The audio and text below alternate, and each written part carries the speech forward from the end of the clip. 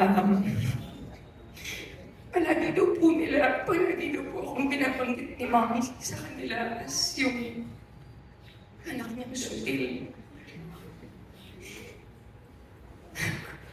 Ako daw yung anak niyang sutil. So, meron po kami mga hindi pagkakaintindihan na maraming times na hindi po kami nakakapag-usap. No, mga kapatid ko po nakakausap nila si Mami, pero ako po hindi masyado. So, kaya ayoko pong magsalita dahil I am still full of regret.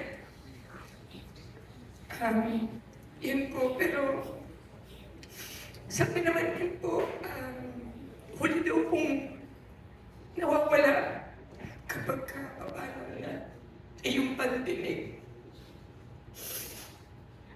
Sana po narinig niya ako. Sana po narinig niya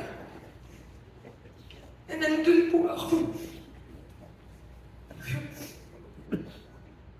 Alam mo naman kung ano po yung sinabi ko po sa inyo,